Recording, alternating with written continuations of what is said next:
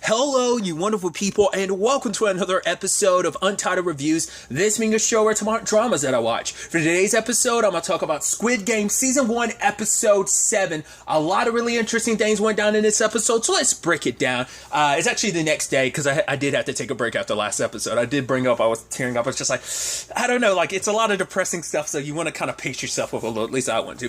But putting that all aside, obviously, in the aftermath of the last game, everyone comes back in, and lo and behold, who's there waiting for Minio, which I was like, I figured she would get the free pass. I even love that it's like, right, they called her the weakest link, because it's like, basically, it's like a game where it's like, well, I mean, because I figured they weren't going to punish her for something that's not her fault. Like, the game was skewed so that it would happen like that. Because the doctor cheated, so he had to be wiped off the board, so he couldn't help anyone else. I mean, granted, they didn't leak any other information to anyone, so it's not like he would have found out what the game was ahead of time, but it still could have forced the hand. But, right, the number of players is off, because now we see that the number 17, so it's still an odd. But I was like, even I would say, like, yeah, it's 17, but it's still an odd number. But yeah, she's like gloating to Deoksu because she's like, oh, like even later on laying down in her bed, like kind of like the thing of like she laid on her stomach and then made sure to give him the middle finger because it's like, yeah, you bastard, I'm here, I'm still like, because like, right, I didn't almost die playing the last game, you did, haha, because he was on pins and needles when it came to that last game, to game 4, so she kind of got the free pass because of like the weakest link thing of it being like, right, like in a kid's game, you don't want to be in a situation like, you know, so no one gets left out. Like she kind of almost got the free pass for playing the role of the weakest link because it's like you kind of got left out of the game. She in turn got the free pass. So I figured that was probably when they're going to go because it's like if they were going to kill her, they would have done it where they stood. They've never shied away from killing anyone at any other point. So why would they take her away unless they were giving her the free pass? So. But now everyone's kind of living in like what they did. You know, you got 244 SOBs over there, you know, praying up a storm. You have 69 breaking down because like, you know, Jihoon is, you know, still reeling over what he did. And even Sabiak is like, she's biting into it looks like they're eating potatoes as she's taking small, because I think it's her that was sniffling because it's like, right, Ji Young like sacrificing herself like that, like it hit harder than she thought it would, because she was the one that was like, I don't care about anyone, I'm not helping anyone. And I think the thing with Ji Young, I think it changes the tone of Sabiak going forward. I think it had a very big effect on her going forward, but we'll kind of get to that later. But as you know, as Jihoon is thinking about like, right, what he did, you know, Sangwoo is like, you doing to like, don't beat yourself up over it. That person, he was just an old man that you knew for a few days. 69 over there, the person, his partner was his wife. So for two things, one, I didn't notice it until this episode. I was like, oh yeah, I forgot he's wearing number 1's jacket. I didn't think about it until I saw him walking. I was like, right, he's still, yeah. There's that. That is a very callous thing to say, but also like, like what Sungwoo had said. It's like super callous, but at the same time, you're like, well, and at the end of the day, it makes sense why he also had that perspective too. It's to alleviate some of the guilt of what he did manipulating Ollie. I mean, hell, just to like stick it to you of like, man, Ollie was a good guy, just to stick it to you a little bit more, his body's the one that you zoom out on, like at the beginning of this episode, so they wanted to stick it to you. I think it's a good thing they didn't do it to like Ji Young. Like maybe if you look in the background you could see some of the bodies, but they didn't do it to Ji Young or like the old man, because you never got to see the old man's death. Ji Young's, you saw it in the background. It's kind of out of focus, but you see it in the background when Sabiakis got her back turned. Ollie, you never got to see either. That was like, it cut back to Sungwoo when the gunshot went off. So they kind of make up for that. They're showing you that, showing you like his dead body. But 69 is saying like, hey, since we made it this point, like, why don't we just quit? Let's just end this all here. But no one wanted to quit. And he was like, how can you even call yourself humans? Like, after everything, like, oh, like, did these people's lives mean nothing more to you than like this money? Which Songwoo comes up to him and is like, oh, really? So, even if we quit, it doesn't bring your wife back. She's still just as dead. But at least those people, every one of their sacrifices is there in that money. And the fact is, if you want to, you can start over, but go ahead. You leave now. There's a chance things will start over. And then, this sacrifice will be for nothing. So you want their deaths to be in vain. So if you want to quit, go ahead. But, he even says to the crowd, is anyone else? And despite everything, no one else is quitting.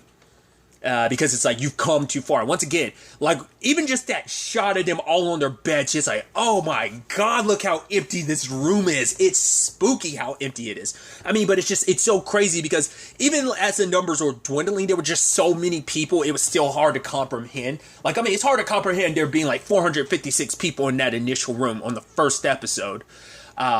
But to get to the point where we are now, it's we are down to the last I was about to say 16, 17, but 16, because during the night, 69 killed himself. And I think it's interesting because a lot of people were drifting off. Either they couldn't sleep, two, didn't trust anybody to fall asleep, because you see Sangwoo, Sabiak, as well as Jiaksu and Minio makes 100% sense, because they're look at you, I don't trust you. If I fall asleep, you might get me. But I guess everyone drifted off at some point in time. They were exhausted, and 69 hung himself in that time frame. At the same time this is all happening, we get introduced to the VIPs. They're showing up, and I love that the front man had answered the phone, and he was you actually made one mistake. When he was because they still haven't found Junho, he's the mistake you made is that you put the receiver the wrong way. I always put the receiver the other way. So he starts looking through all the rooms. He's we can always just come out and talk. And he goes down to the basement and sees that Junho had been in there, but he didn't find him because he got called away because the VIP showed up. Because I brought it up previously, I found it fascinating. The fact is that he speaks English, but it turns out Junho can speak English too. So I think that, I guess no circumstances really come up where they need to speak in English. So none of the other contestants, because that's why I'm do any of them know any other language? Well, because we know Ali knew a different language, because obviously he's originally from Pakistan, so that's his first language. They were saying it in the subtitles. I don't know what that is it Urdu? I'm probably butchering it. I don't know the specific language, but it's that's his first language. He's the only other contestant that spoke a different language, because he spoke it from time to time, but more often than not he's speaking Korean. But it's just I just found it fascinating, because the only instance we've ever really heard about the U.S. getting brought up is when it came to Jihoon's daughter's stepdad. That's the only time the U.S. has really come up. So that's why I was I thought there was something pertinent about the fact is that the frontman spoke English, but now it makes sense why he's I think it's just probably it makes you wonder, because I probably most people in America, myself included, I feel statistically probably most people in America only probably know it. I don't know, maybe I think maybe statistically people who are born here most likely only know one language. I wonder how does that equate internationally, especially somewhere in Asia, for example. I'd assume that, I think because I feel most countries, most people from other countries will know at least another language. I feel I count myself as one of those Americans that's I don't know another language. I know a tiny bit of Spanish. I know the smallest amount of Japanese. It's the amount of Japanese I know, it's so insignificant, it's not really worth knowing. But I know words in here in Japanese, but that's about it. I can't speak any other language fluently, because I know a tiny bit of Spanish, but that's about it.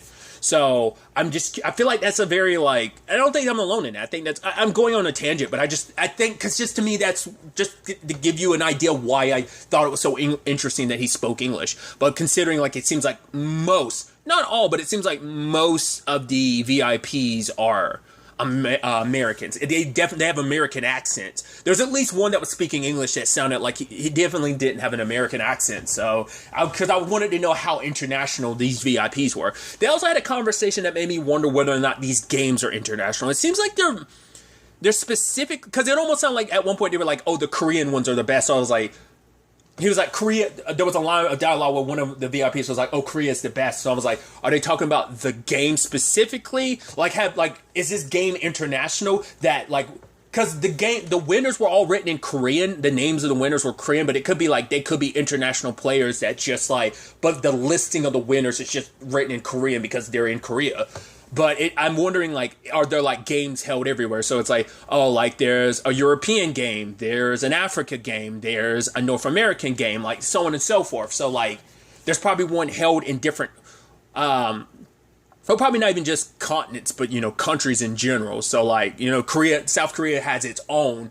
So, maybe it's a situation, like I was saying, like, maybe, like, oh, maybe there's one in Paris. Maybe there's one in the U.S. type of situation. So, maybe it is international. We still have to wait and see. But these VIPs, and very distinct masks, too. I'm trying to think of what it makes me think of. Oh, it kind of makes me think a little Persona-esque. There's also a band called, God, what are they called? The Rabbit, the Bear. It's like a metal, like core electronica band. They wear masks very much like that. I mean, not the gold trimmings, but I guess it also makes me think of like Hollywood Undead. Oh, I guess it's Slipknot, because those are the ones that come to my mind about like, oh, like these respective like groups wear masks. That's what it. But like the bear and the rabbit specifically because they're animals, and these masks end up being animals. So that's what kind of crossed my mind. But I just went on a full blown tangent. But they like, because the VIPs have like they have like animal mask. And so, but the front man is speaking to him. Like, he was actually supposed to get the host, and we see that the host takes his mask off, and it's like, oh, he decides not to participate because he's dealing with something personal. I'm like, what was that about? Because I was like, my inkling has always been like, for a little while, that like, Junho's brother has to be the, at first I was thinking that he might be the, he might be Junho. The front man might be Junho's brother. It might be the host, but I think I for a while thought was Junho's brother was the front man, because the front man does look at Junho's back, because he figured out because of the bullet that was used to kill one of the administrators. It's like, right, that's something that's specifically Korean police. So he already knew like the intruder's a cop. He's like, but why are you here without a partner? He's like, that's what's kind of surprising. So, but the moment he saw like Junho's badge, he doesn't say anything. Like, it just seemed like he lingered on it for a little bit, and he was like, all right, burn the body. But it's like, and also that guy, poor bastard, the original 29, his face is all cut up. There's crabs all over him.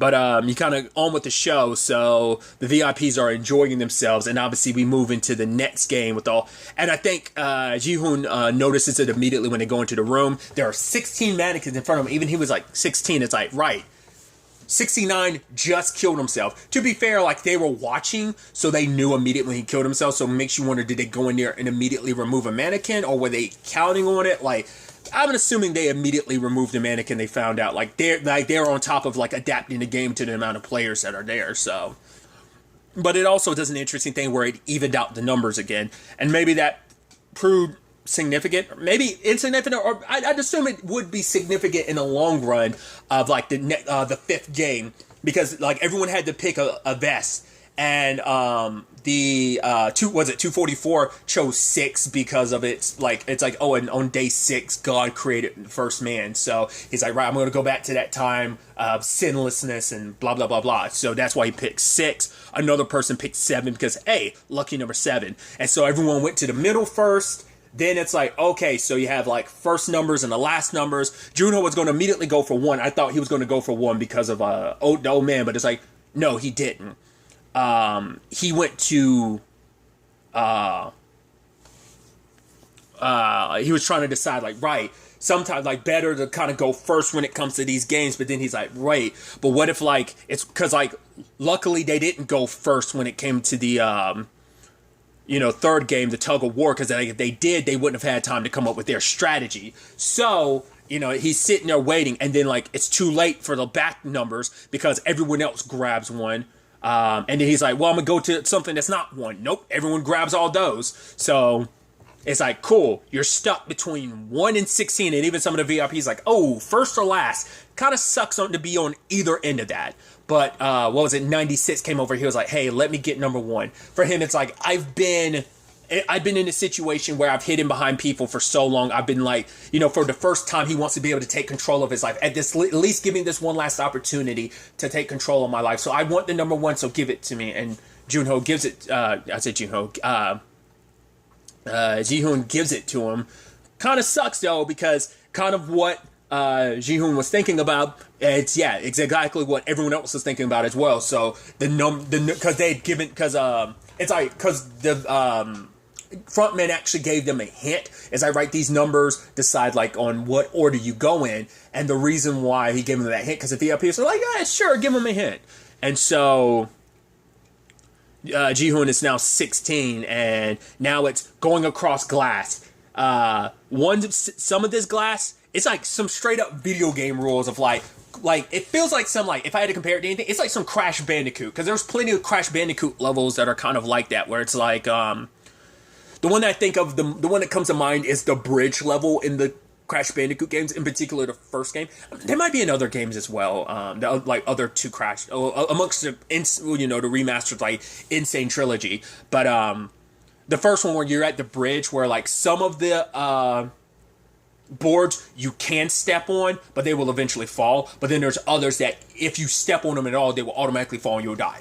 So that's what it made me think of. There's glass that can hold up to at least 2 people, and there's one glass that's like you step on it, you're dead automatically. So home dude has to go up first, but they also are on like a what was it, like a 16-minute time limit, because it's like, yeah, you need to reach the other side before it's too late. So now it's just a game of like, cool, how do you tell them apart? You can't. So we're going, like, it's just kind of like, well, you better hope you guess. It's a guessing game for a lot of people in front. And just like the sudden, like when someone jumps and you're dead. It's very, once again, very, it's weird to keep making the comparison, but it's very Crash Bandicoot, because all of a sudden you'll get the death animation when you go, oh, whoop, and he'll fall. Like, it's just interesting to be under those circumstances, to see that. And so we're slowly getting there.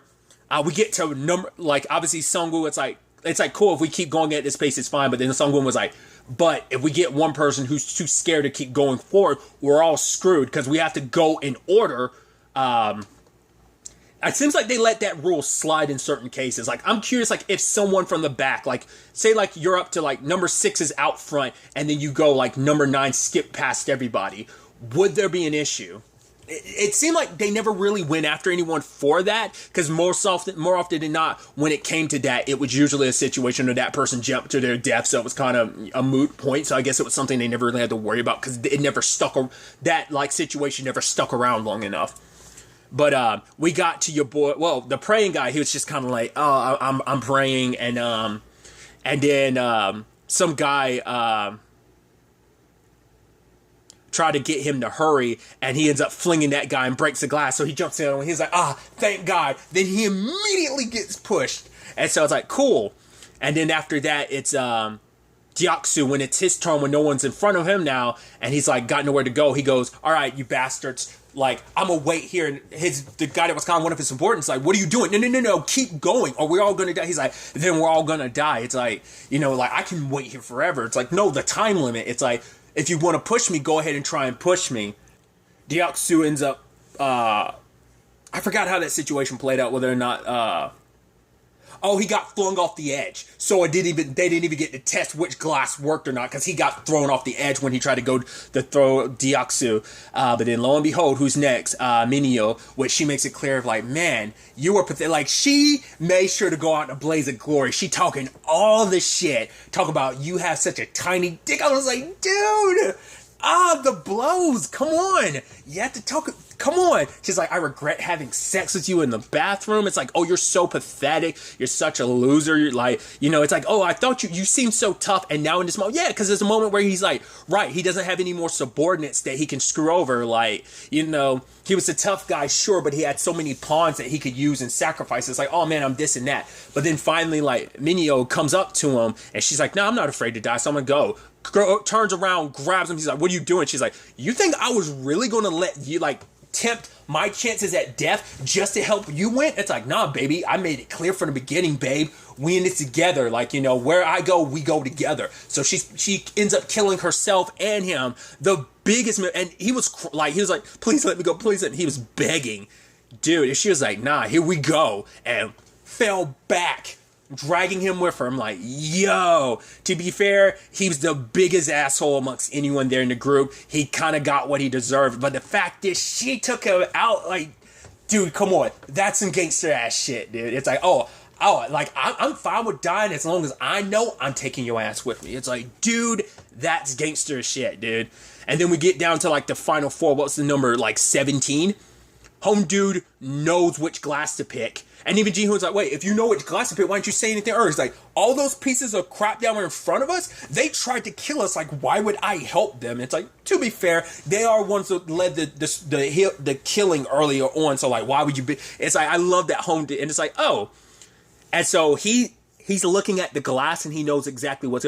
Also, I should also note, and this is what I meant to talk about it earlier, but I need to circle back to, is why I was saying like Sae-byeok after everything with Ji-young changed, is because he got so nervous that Ji-hoon forgot which one to start off with, and then Sae-byeok is like, it's the one on the left, and he's like, oh, thank you very much. She's like, now focus, get your shit together, because I think it's like, right, like, she didn't care about anyone else on the team, but now it's like, right, she was like, right, like, I think that changed her, of like, her perspective on like keeping her distance from people, that not everyone here is someone that's not worthy of your trust or whatever. But 17 was doing his thing. He was guessing right. He was like, right, because of the way the glass is, and it's heated a certain degree and stuff like that. And everyone's like, huh, oh yeah, he worked in glass. Like, how did I miss that with some of the VIPs? And I love to, like, it's like, right, the whole thing is supposed to, I was like, it is kind of unfair that he could, and then they shift the game. It's like, yeah, they turn off the lights because he's noticing how the lights reflecting off the glass. That's making him see how it's done. Which one's the right glass to jump on. But it makes sense why they would do that. The game is supposed to be fair. If he has experiences that allow him to cheat the system in this, then it kind of moots the point. Like, everyone's supposed to be on the playing field, no advantages. But then, like, you know, it's all supposed to, like, be down to luck. And it's like, right, they're down to the last glasses. It's either left or right. Which way you're going to go? Because some people try to, like, see if there was a pattern. It's like, right, this was left, this one's right, so maybe this one was left. And they tried that early on, and it was like, they go to the third glass, and it was like, nope, it wasn't left again. So, you know, there was, like, whether there was a rhyme or reason to it, an actual pattern to it, who knows? Maybe if you go back, maybe you'll actually discern an actual pattern, or maybe they mix it up and being like, screw it, we're going to do whatever we want. But either way, he can't tell what it is in the dark. He's like, maybe if I had something to throw. And I was like, hey, because I figured that marble he kept as a reminder of one, I knew it'd come in handy.